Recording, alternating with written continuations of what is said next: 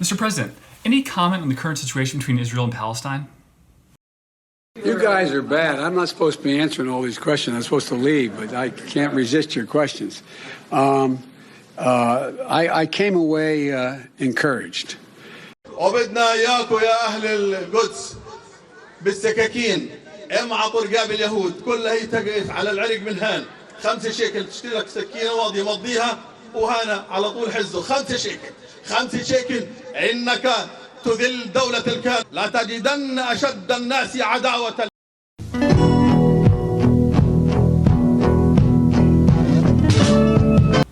I look like I have Matt Gates' hair, so thick, like a fucking Kennedy. Good job, Sebastian.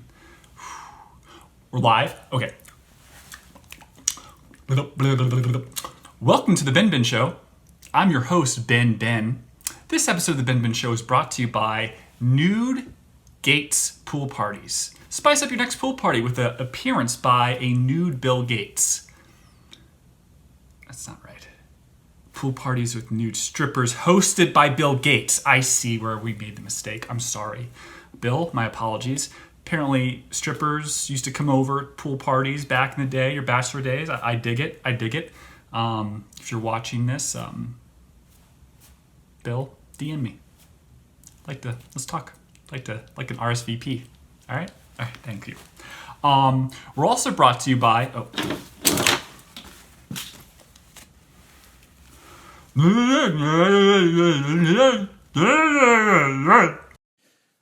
Dr. Fauci, we don't know whether the pandemic started in a lab in Wuhan or evolved naturally, but we should want to know.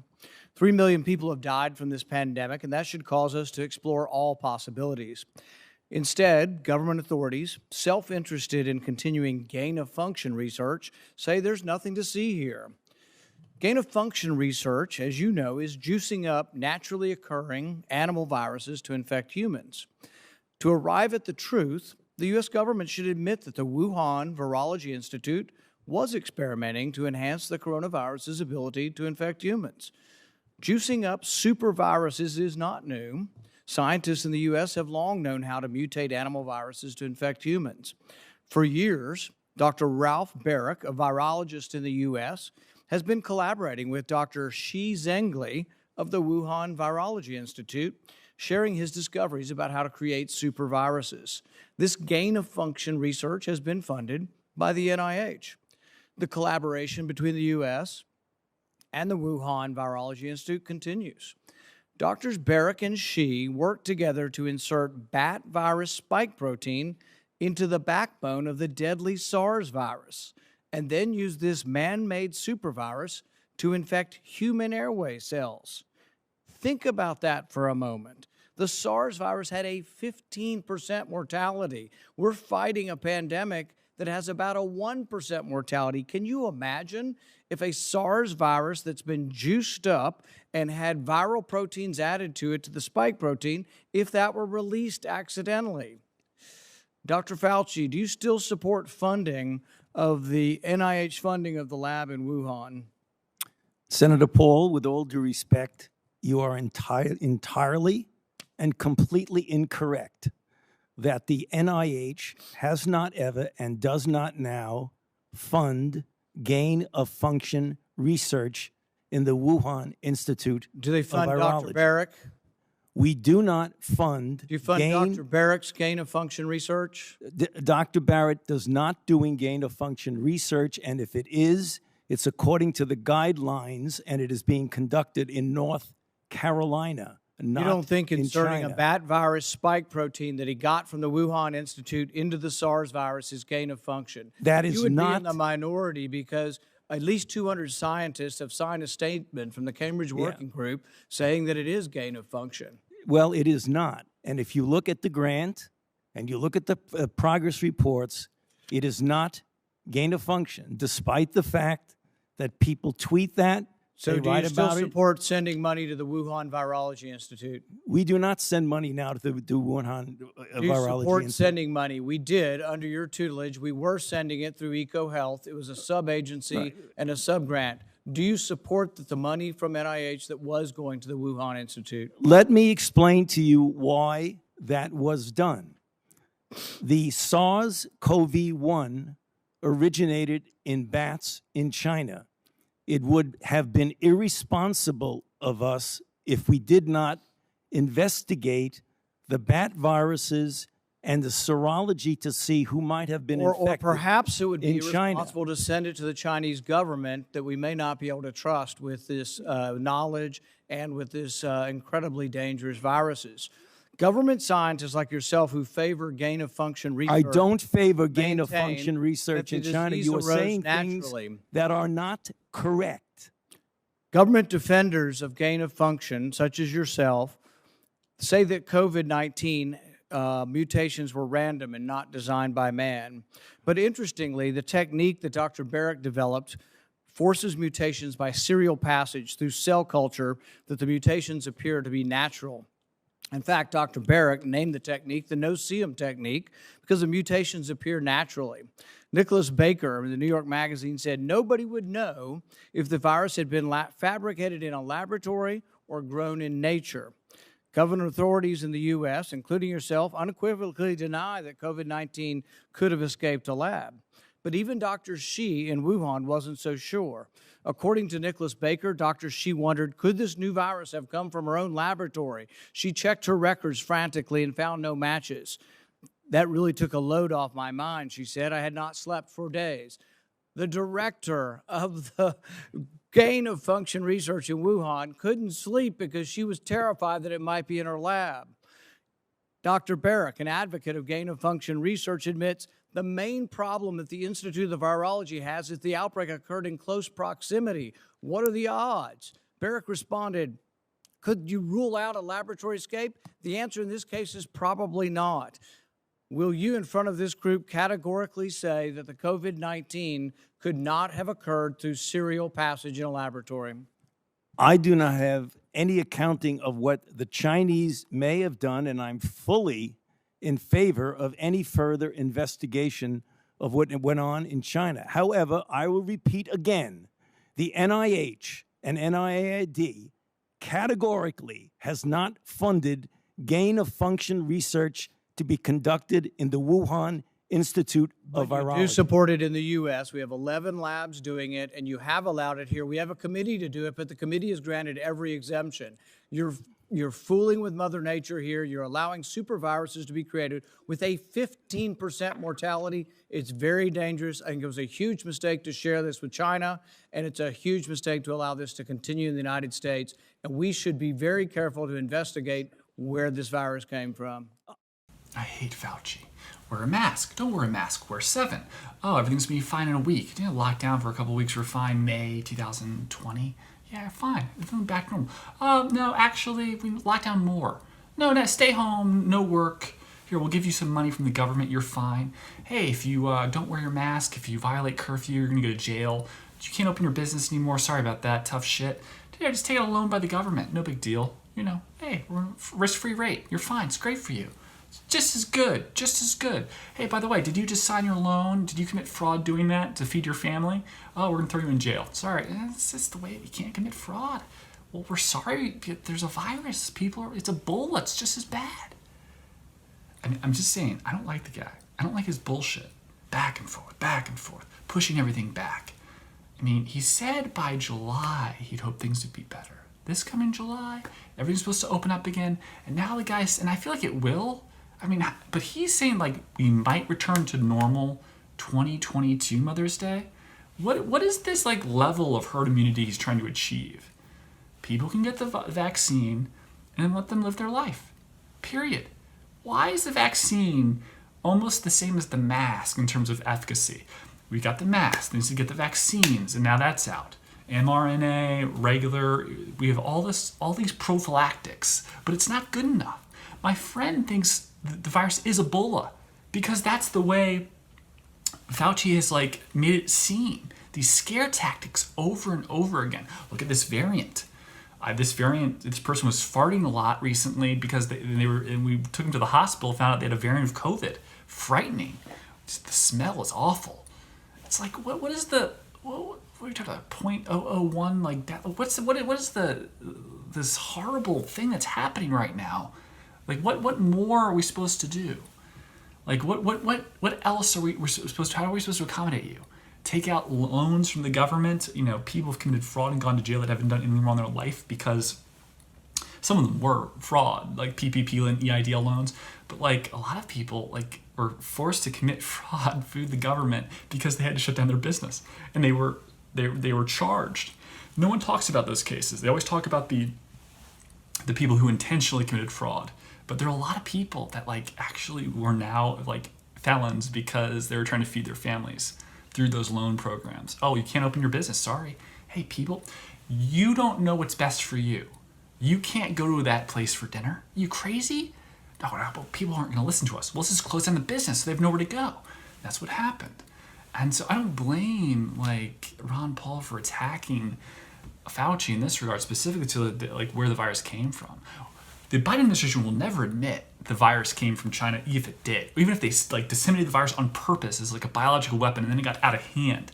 Never will admit it. It won't be like, oh, well, yes, we know Mohammed bin Salman did, murder or give the order to murder Khashoggi, but there's no real way we can enforce sanctions. So we're just gonna let it slide. Geneva Convention, human rights violations, murder. It's not going to be like that. There's too much writing on the economic policies between China and the Biden administration.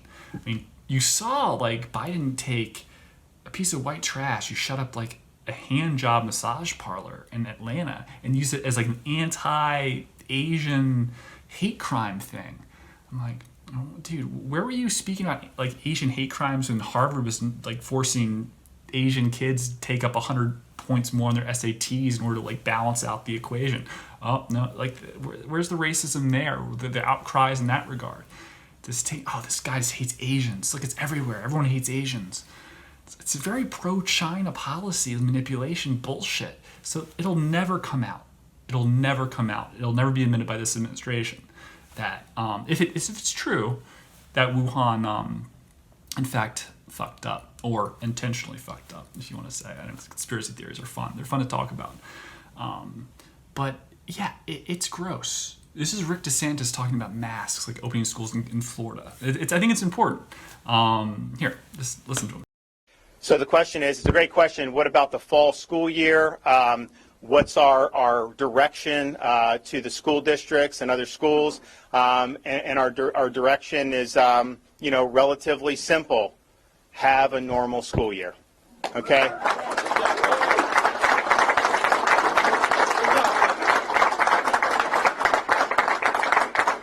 And that's what we want, and that's what will happen, and I'm looking forward to doing that, and I think that the school did that. Look, a lot of the charter schools, Richard and I were talking about, we were at the classical school right down the road in the other part of town here. They had a normal school year, okay? And so I think that's where we need to be. I think a lot of schools have gone in that direction now, but, these kids do not need to be wearing these masks, okay? I'm sorry, they don't. We need to be able to let them be kids and let them act normally, and that's what should be the case in the fall throughout the school year. He also signed an executive order talking about suspending all local emergency ordinances through July 1st, 2021. I think he said this on May 3rd, which is great. No more bullshit. Just get back to normal now.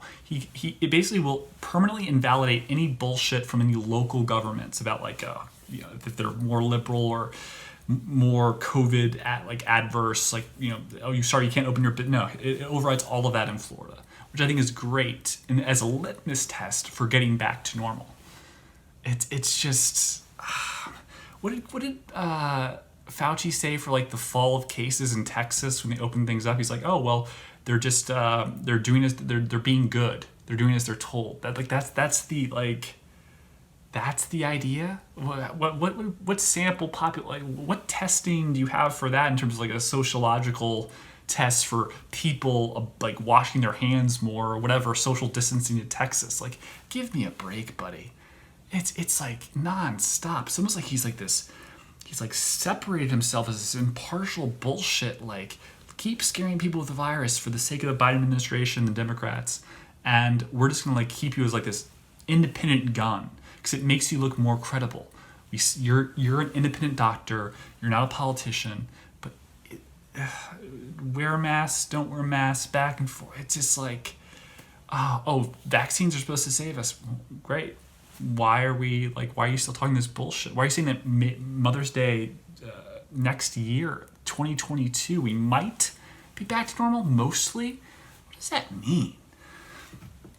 John Hopkins came out with this study for children, or rather this statement for children that they should get the vaccine, not because it's important for their health so much as it's vital to protect the dissemination of the virus through adults. Basically, yes, the studies, long-term studies on the long-term effects of the vaccines, mRNA, Pfizer, everything, all of them, it just started.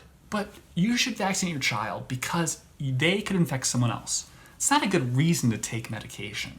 I don't want to hurt my community. It's very socialist and weird. It's like, well, for the good of your grandparents, the grandparents living next door, you should inject your child with this. Well, are they healthy? Yeah, they're fine. Any cases in the neighborhood? Not really, but there could be. It's like, it's strange. It's just strange. There's a doctor, Shavita Raju, on Twitter saying, based on what I've seen in adults, I can assure you parents feeling pressure to vaccinate 12 to 15-year-olds will not be eager to report adverse events, especially not to doctors. No one wants to admit their child had an adverse event from an intervention that was rushed, mainly because parents don't want to admit that they failed their children, or that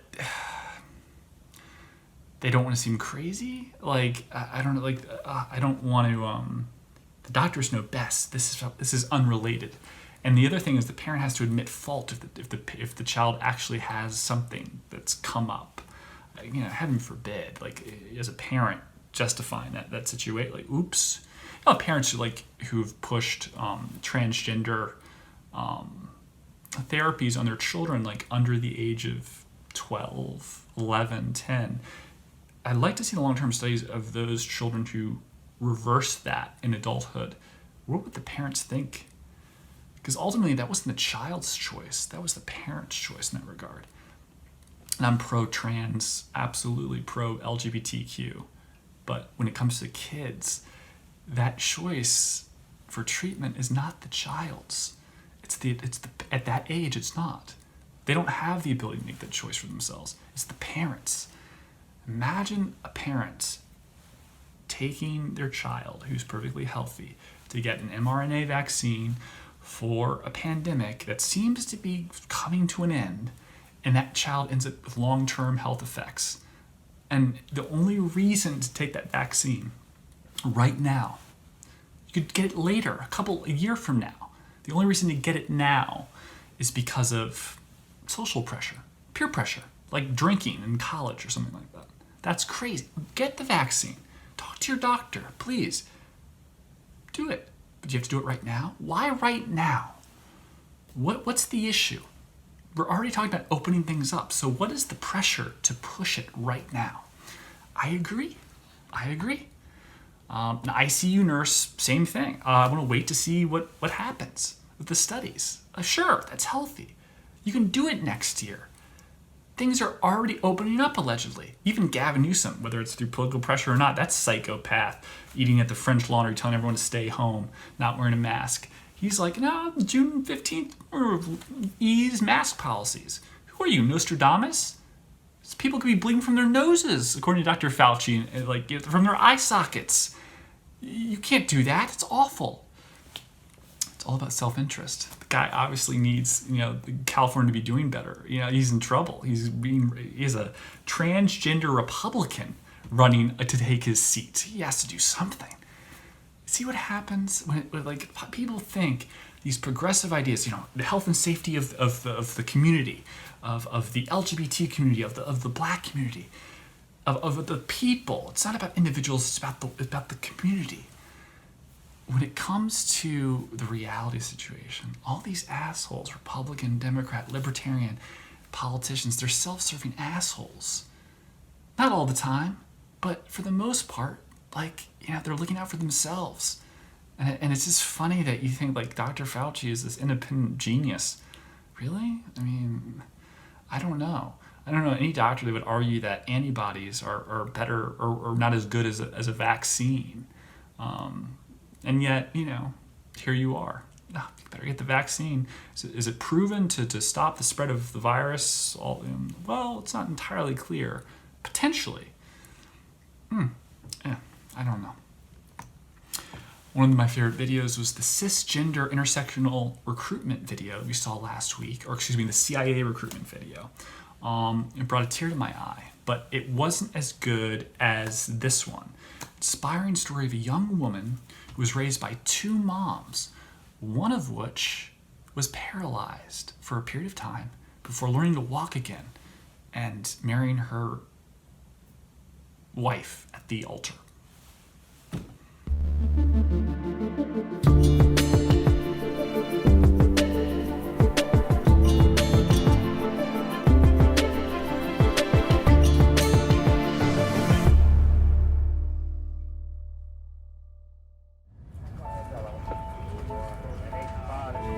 This is the story of a soldier who operates your nation's Patriot missile defense systems.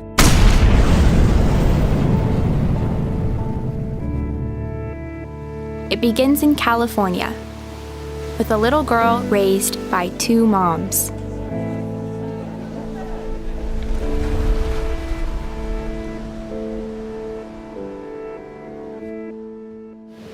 Although I had a fairly typical childhood, took ballet, played violin, I also marched for equality. I like to think I've been defending freedom from an early age. When I was 6 years old, one of my moms had an accident that left her paralyzed. Doctors said she might never walk again. But she tapped into my family's pride to get back on her feet, eventually standing at the altar to marry my other mom. With such powerful role models, I finished high school at the top of my class, and then attended UC Davis, where I joined a sorority full of other strong women. But as graduation approached, I began feeling like I'd been handed so much in life, a sorority girl stereotype.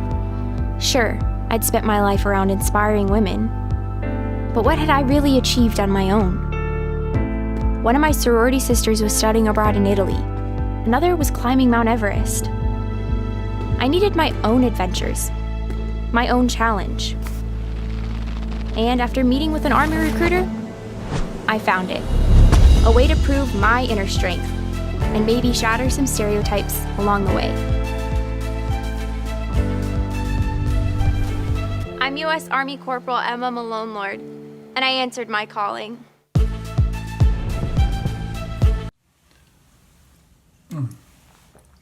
Oh, such a good video. Makes me want to join my two dads and people's two dads were in the Army. Now I know that I too can be part of that. And my dad, who had his foot shot off in a shotgun accident with Dick Cheney, it's so good. My other dad, nursed him. I remember when at the country club, they told him to take off his phallic penis necklace that Tom Ford gave him for his birthday. And he said, "No, I'm not going to do that. That's homophobic." God bless my dad. My dads. These videos are very specific. Very, very, very specific. It's like, what? Like, who are you selling this to? It's the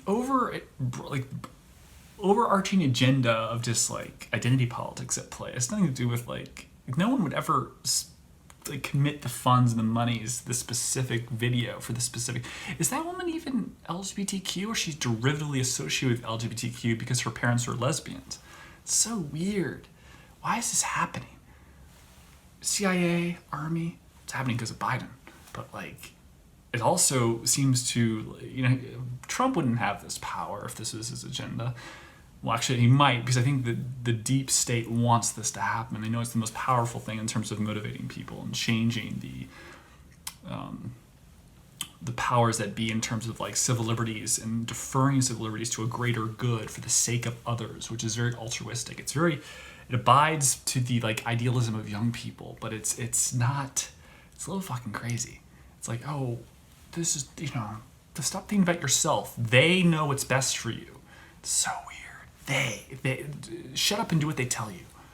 You don't know what you're talking about. You're selfish. You're white. they're white. They're white. The white, anti-white shit, they're white. They're paying for that message. What are you doing? It's so weird. Think about it. Just think for a second that the people that are telling you that white supremacy is the worst thing in the world right now are white. Are they just self-deprecating white people? Could you possibly think for a second they're saying this to manipulate you? Why can't that be said without it being conspiracy theory? Joe Biden's all of a sudden woke. Like, do you think Joe Biden has these ideas about, like, come on? He's like, he can barely talk. Doesn't remember whether he's the husband or the wife in his own relationship. But he knows, like, he's very BLM and he knows all about, like, come on, are you crazy? It's so fake. That's what's racist about it. It's fake. It's very fake. Tesla CEO Elon Musk. I feel like Musk. What am I doing? Elon said on Wednesday that the car company would no longer accept Bitcoin to purchase its vehicles, citing concerns about the environmental impact of the cryptocurrency. Quote, "We are concerned about rapidly increasing use of fossil fuels of Bitcoin mining and transactions, especially coal, which has the worst emissions of any fuel," Musk said in a statement posted to his Twitter account. God, he could like move mountains with Twitter. Oh, it's fantastic. But Elon, like, you ever think that the batteries, the lithium is like produces a lot of greenhouse gases, 8 to 10 metric tons of CO2 actually. How about the cobalt for the battery itself? A byproduct of child labor in many countries. But, I understand progress takes time. We have to separate and improve those means of production to kind of like balance the whole equation of just moving beyond fossil fuels. But the means of production has to catch up. That's the tricky part. Batteries that aren't lithium, storing photovoltaic energy, that's tricky. It's very, very tricky. The namesake of the battery juxtaposed with fossil fuels. But yeah, I don't know, man. Carbon footprint's still pretty big for electric vehicles. I think it's weird, like, there's electric vehicles that will have a sound system that mimics that of a real, like, combustible engine car. That's so weird. Like, I don't think you invent, like, an old person. You could, like a 60, 70-year-old person that their Mustang that's souped up with, like, the engine has been removed, it's been replaced by a EV setup, that their car is, just as good. I don't know. You definitely don't feel the same in terms of the acceleration and everything. Like, you feel like not the car shakes, but there's more to it than just the sound and then the acceleration. There's something there that's an EV will never replace. And like the whole idea of buying a really nice car, an expensive car, a classic, or maintaining your Mustang, it's the driving. People make billions of dollars, Mercedes and BMW, off the ultimate driving machine idea. I know that's BMW, but like the whole idea of just like luxury driving. Are you really going to spend 100 G's on a car that drives itself and you don't do anything, and you don't, like, there's no Sunday drive idea? The performance is very muted because you're not present. Like, how do you justify the idea of a taxi cab and how cheap it is compared to, or Uber, let's say, and how cheap it is compared to, like, from a moment in time of paying $8 versus paying $80,000 for a car? And the reason you pay the $80,000 is you're in control. But if you're in a car and you can just sleep and it drives you to work and you're fine, why will people buy these nice EV vehicles? Because that's ultimately the thing. People will be separated from it. I just don't feel like that's a thing that people are going to want to spend money on. They're going to spend money on like $10,000 boxes that do exactly the same thing. I just don't see it happening. I think that's one of the biggest things that Mercedes and BMW are scared about. Like, how do we sell people these expensive cars when everything's becoming cheaper and easier? And the separation between the driving experience and the like means of going from point A to point B are like starting to become, I don't know, like difficult to assess. Like, driving yourself, it might even become illegal just like the flaw of being human. Like, oh, you can't do that. You know, I don't know. It's like you kind of want to be present, but you don't need to be present in a Tesla. You can just kind of chill. You should be, but you don't need to be. I tweeted today about old people. I said, like, old people scare me. I said, like, 'cause I think about fucked up things all the time. I think, like, I'm more depraved than, like, the average person, but even more than that, like, everything that young people think about, or, like, culture, there's all this negativity, and, like, I think about porn, think about, like, all these things, and, like, they don't think about that. They're definitely not having sex anymore, so they don't think about that. They're so ugly. Who would have sex with them? They're old and wrinkly. I don't know. But then I think about, like, the porn I watch where there's always this, like, I don't know, guy sleeping with a grandmother. I'm like, oh, maybe that's not the case. You know, maybe it's possible. But do they even watch that or think about that? Or is this a select group of grandmothers who are still having sex with porn stars? And then I think about, like, well, maybe, you know, Wizard of Oz. It was being filmed in, like, 37, 38 and came out in, like, 39. The midgets, or the Oompa Loompas, no. The little people in that movie would have orgies, cocaine, and, like, wild sex parties. That surely, like, old people who were not old in 1938 knew about that. And if the tiny ones, if they, you know, I don't know, like, that's known. Surely they can't come up with that on their own. So, like, they saw other normal people doing that. And those normal people having orgies are now old. And while their orgy days might be, like, past, they still know about the orgies. So all the fucked up shit I think about, they still think about. They have thought about. So there's no reason to say, hey, by the way, like, you know, don't be afraid of the old people, because they're just as fucked up as you are. It makes me feel good, because next time I see, like, my grandmother, I won't, like, ignore her. I don't know. I could send her more fucked up birthday cards. Maybe. The U.S. Army Corps of Engineers is putting up that wall, that awful Trump wall, by order of Biden. What? 13.4 miles of wall are now being put up that were suspended in January, right before the inauguration? Huh. Why? Why would that? It's racist. It's so confusing. Trump wall bad, Biden wall good. Trump cage is bad, Biden cages, Obama cage is good. So much bullshit. I mean, I don't know how, the substance of this guy. Like, the substance doesn't matter at all. At least he's not racist. At least he's not Trump. But isn't this why Trump was viewed as racist? Other than the comments. Obviously the comportment, some things he said. Sure. But, man, he did date black women. He did have a homeless black woman live at one of his hotels for free. His son-in-law is Jewish. Like, he's this, but he's a Nazi. It's a very, but at least Biden's not Trump. Senile, can't remember his name, doesn't know whether he's the husband or the wife in his own relationship of, like, 40 years or however long it's been. I don't know. It's insane. Oh, man. I don't know how people deal with that. I just don't get it. The world's crazy. The fact that Mohammed bin Salman is not charged with, like, an international violation through The Hague or something for killing a journalist, even if our security forces, which we can use stuff for the UN Security Council and really push buttons. Well, we believe that he killed the guy, but we're going to leave it at that. No sanctions, no nothing. Not going to hang the guy like he's Saddam Hussein or anything like that. No. He just gets a pass. At least, you know, I don't know. At least he's not he overpaid for the Salvatore Mundi painting. That's a good balance. Salvatore Mundi painting. Christie's auction 2017. MBS paid $450 million for something that wasn't correct. The bill was the last painting, Savior of the World, Salvatore Mundi, the male Mona Lisa, last painting, last ancient, like, you know, great found known painting by Leonardo da Vinci. Well, not exactly. Numerous forensic experts determined that was a fraud, not true, or misattributed.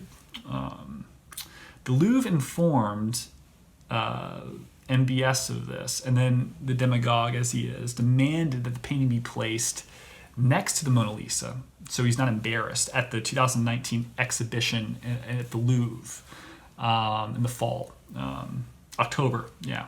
And the president of France at the time, Emmanuel Macron, elected not to do so. He thought it would be undermine the integrity of France. This is the sale industry of this thing, and it's a good balanced equation. If I was Trump, I would say, you know, I don't know. I'm sorry, it's hard to think about that Khashoggi thing. I don't know. I'll come back to it at some point. It's irritating. 1913. Salvator Mundi, I call it Salvator Mundi, attributed to Boltraffio, a apprentice of Leonardo da Vinci. Leonardo DiCaprio, what am I doing? 120 pounds, sold for 120 pounds. 1958, sold for 45 pounds through the Cook Collection. I believe that was in New Orleans. I'm not certain. 2004, preliminary appraisal of the Henry Estate in New Orleans valued portrait of the head of Christ, oil on panel, framed, poor condition, $750. $750. But 2017, it was determined by Dr. Carmen Baumbach, an expert on Leonardo da Vinci, that it was not the work of Boltraffio, but he has since recanted that statement. And insists it is by Boltraffio with retouches by Leonardo da Vinci. Maybe this is where some of the credibility of the auction house getting maximum value for this asset comes from that statement that was recanted, though, again, well before the auction. Kind of bullshit. It disappeared in 2013 via a private sale at Sotheby's. This is probably the most interesting thing about this painting. In 2016, it was revealed that the owner was the Russian oligarch Dmitry, I hate this name, Rybolovlev. That's actually how you pronounce it. Well, and if you're not good at it, but that's it. Rybolovlev, who purchased the painting through a Swiss intermediary, the Freeport, manipulating, moving assets, Swiss Freeports, hiding assets from taxes, all sorts of weird stuff that goes on. They store all this stuff. It's really cool. The intermediary was Yves Bouvier. Rybolovlev has presumed the commission on the sale because Bouvier purchased it on behalf of Rybolov, of the Russian oligarch, and he assumed the Russian oligarch did that the commission was only 2%. However, he found out later that, and I love this, Bouvier purchased the painting for $80 million and then upsell $125 million to the Russian. And then shortly thereafter, Rybolovlev sold his entire collection saying, fuck this, I'm sick, I'm out of art, I don't like it. I think it's awesome, it's hilarious. Finally, November 2017, price was purchased by MBS for $450 million. And it's fake. I mean, that's what you get, 50 wives, young girls, you gotta, then murder. You're gonna get some repercussions for this, man. I mean, geez. A lot of art critics also don't like the fact that he keeps this thing on his yacht. The salt water, the air, it's not good for, it destroys the painting over time. I don't know. I mean, it doesn't matter. What is the value of this if it's a Boltraffio at this point? Say it's not by Leonardo da Vinci at this point because of the timing. Is it a $50,000 piece? Is it $100,000? What's the difference in value if it's in fact not a true Da Vinci, that he just adjusted the coloring maybe? And over time we've added color to it. It's like restorers. It was in horrible condition. So what is the inherent value? Like, why do you care at this point? Just objectively speaking, this guy shouldn't keep this piece on his wall, like one of the walls of his giant yacht. There's a bowling alley and 2 helicopter pads. I don't get it. I don't get it. But yeah, what does it say about Trump? He should have killed Acosta. The guy's so annoying. How can the king of Saudi Arabia, Prince of Saudi Arabia, and be? How can he like get duped by an auction house? It had to have been like when you have that much money, you can just like drop $450 million. It's nothing. He has analysts, all these people to advise him. Someone got beheaded for saying, hey, by the way, that's this, we got to get this thing. But do you hear about this thing? The guy just mentioned it to him, tapped him on the shoulder. They're both getting blowjobs by 2 19-year-old Russian girls. Hey, man, dude, this. Yeah, just keep going, Anastasia. This painting's beautiful. I saw it at Christie's auction house. I was going to go there with my mistress. Oh, it's gorgeous. Yes, I will purchase. I don't know. I sat here. But like, it's like, oh, someone, how do you just mess that up? How is Christie's not sued for that? Like, their interpretation, oh, it must be from Leonardo da Vinci. All these people, all these like famous people have said, nope. All these fantastic forensic experts, this is definitely not Leonardo. And how they know, it's amazing how they can figure this out. But why would you, just the ability to drop that money? I saw, I mean, like, going down this line of art fraud, I saw the 2009 doc called Art of the Steal. It's where the Barnes collection, 180 Renoirs, 181 Renoirs, more pieces. There are more pieces in that collection that, I'll say this, the substance of that collection is more powerful than anything at the Louvre or any museum in the entire world. And it's from Marion, Georgia, this, kind of reclusive billionaire, really, really rich doctor who made his fortune in pharmaceuticals, some sort of like venereal disease medication for children, substitute to like dropping silver in the eye. I don't know. He purchased this collection over time, and then he donated it to the Lincoln University, small school. And he said, you can't sell it, you can't get loans against it, you have to let like everyday people come in, no bullshit, no tours with rich people and parties, none of that. He's very anti-aristocrat, anti-upper class. And this billionaire Annenberg is fought with him, didn't care for each other. And lo and behold, like the Annenberg family, along with the Pew Foundation, once Barnes died, started to go after the collection. The Pew Foundation ultimately purchased, converted their trust from a private trust for the sake of tax purposes to a public trust, but they have to raise money to do so. And they were able to secure funding for $100 million to move the paintings from Marion County, Pennsylvania, to Philadelphia proper and have its own building. And apparently, I mean, you're talking about, basically, they purchased from the university. They gave them $50 million for the rights to the collection, and they took the collection from Marion, Georgia, from Barnes's like estate, and brought it to Philadelphia. And that's where it is today for $50 million. That, in the end, that's what it cost them. Maybe $100 million altogether with transferring bullshit costs and like the building itself but talking about $30 billion minimum for 50.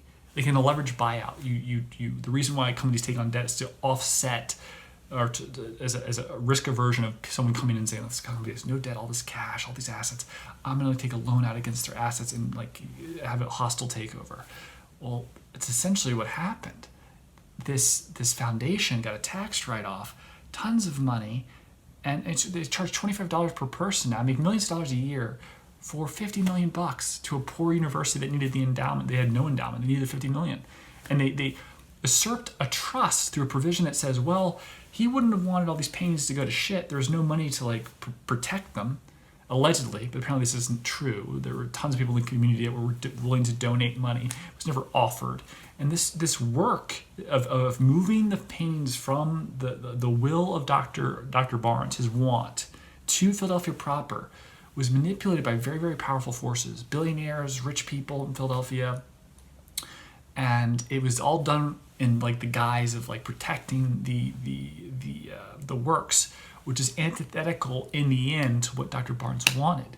And they violated the trust through a provision that says, look what happens to these assets if we don't do this. Barnes wouldn't want that. He'd be willing to like loan them out, sell tickets to see it for the sake of preserving them. And it wasn't that. First of all, that never was the case. It was bullshit. Like the community would have protected and made sure that the pieces were taken care of. But it's unbelievable, and it's amazing that no one thought that a public charity like the Pew Foundation it converted itself for this. Later on, it was determined more than likely they converted themselves to a public foundation for the sake of this seizure of assets. that, oh, well, a city can't be biased. The judge, he was completely manipulated by this whole. I mean, I'm just saying.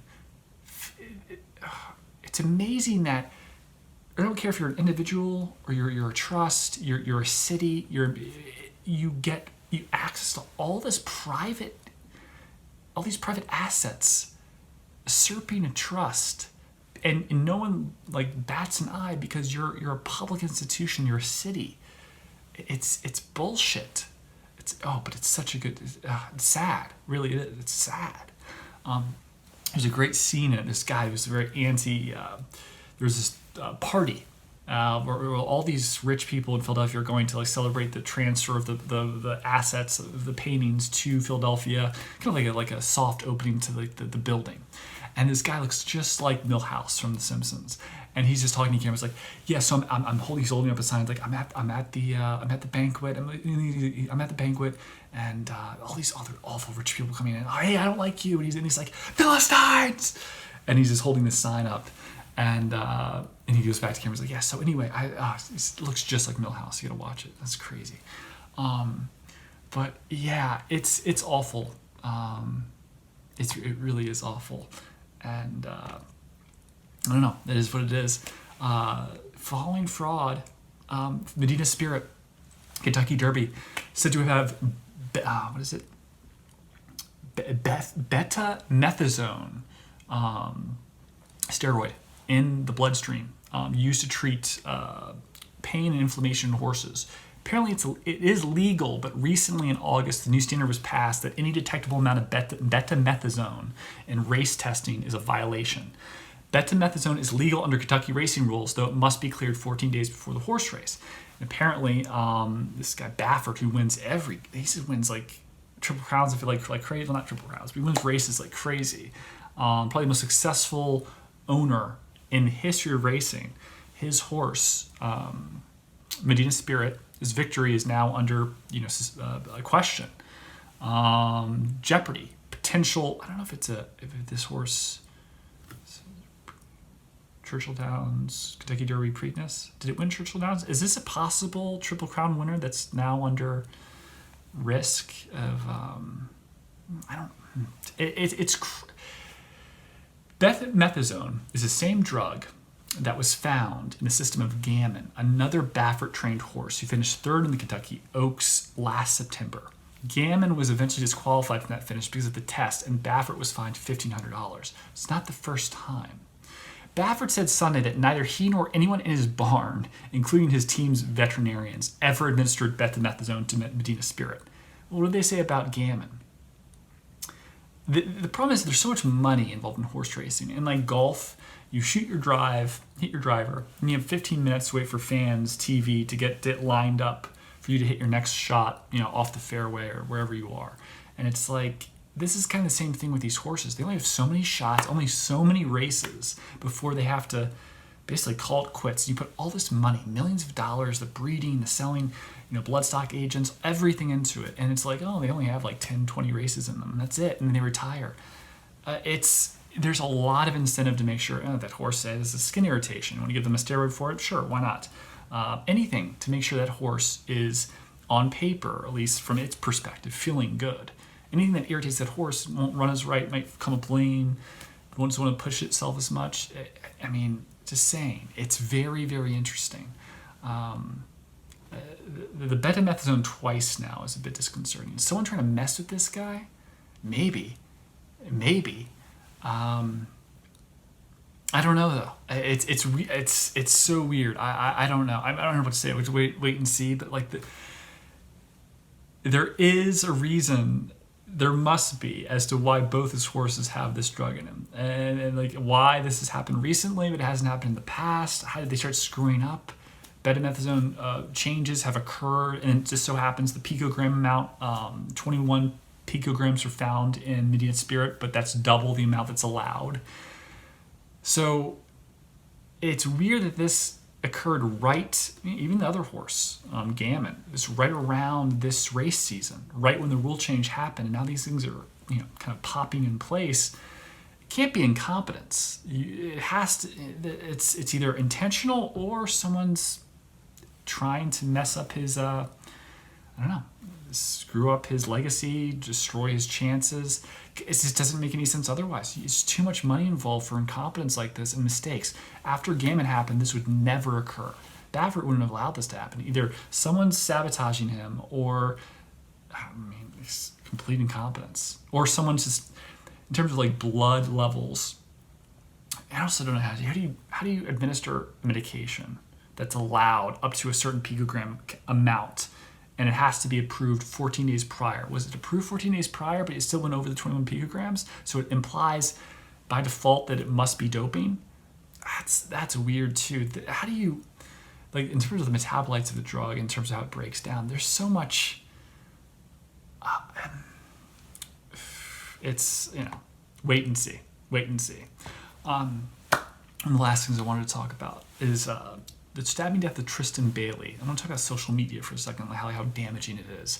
This 14-year-old male suspect was caught, or he sent a selfie in his car, charged with murder for stabbing a 14-year-old to death, just 0.3 miles away from his house, and said, have anyone seen Tristan lately? This is a selfie inside a police car. I don't know why he has his cell phone on him inside a police car, but I digress.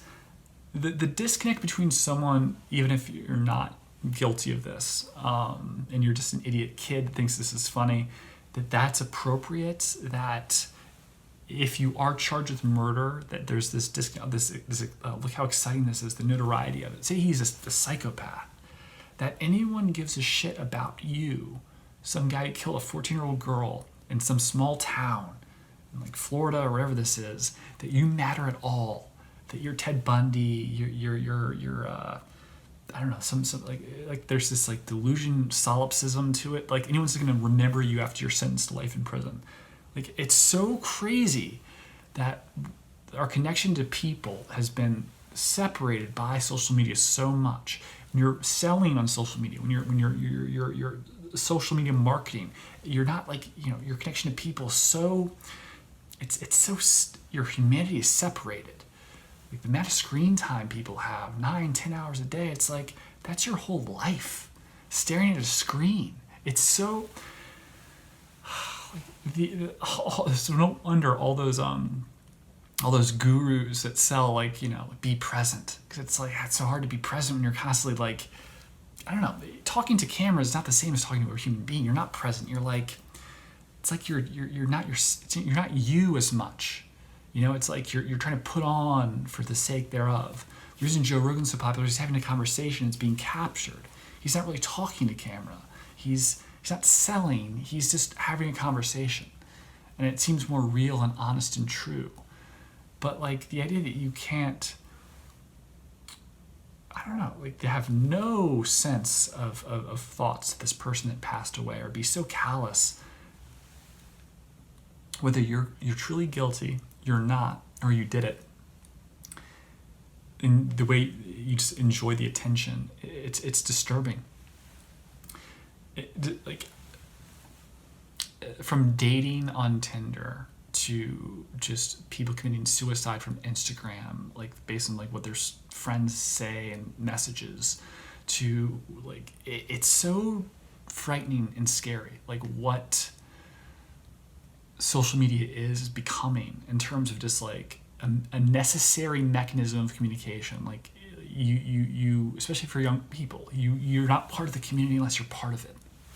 And from my perspective, I disagree. Like you don't need to be part of it at all. You don't have to have it part of your life. If you're doing what I do, it's different, because you have to engage, right, and sell in this regard, to have some idea of marketing social media that makes sense. But it's still like that's your life, and you're just casually talking to friends through these apps, and it's like you're not really there. It's like it's a persona, and you're constantly trying to sell this image, and then you even think, oh, this would be popular if I did this, but you don't think about like Tristan, this girl that died. You're just like, this would get a lot of clicks. That's all that you care about. It's disgusting. It really is frightening, and it starts to become like a dissociative, in a sense of like what's real. Like Is that real, or like is off camera real? Like, what's the best version of you? That person that like, are you only relevant if you are infamous? It's messed up. What was it?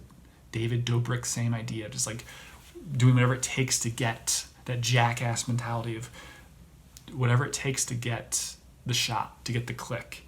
And then this guy talking, killing a girl possibly just for the attention. Psycho, like lowbrow psycho. This kid is irrelevant, and the only people who remember this, unfortunately, are Tristan's friends and family. No one's gonna remember him. He's irrelevant. But in some respect, I'm not, passing blame on his social media. The delusion that somehow this in his small world matters is partially due to social media and the way it kind of incentivizes people to sell sensationalism. Click the like button down below, and I'll see. My throat's been messed up this whole show, so yeah, I'm sorry. I have like strep or something. That's why. So I haven't been perfect. I've literally been like super sick. So thank you for bearing with me, and at least I have good Matt Gaetz hair, I think, this episode. Yeah, click the like button down below, and Deplorables.com. Get some of those new sneakers, and I'll talk to you later. Bye.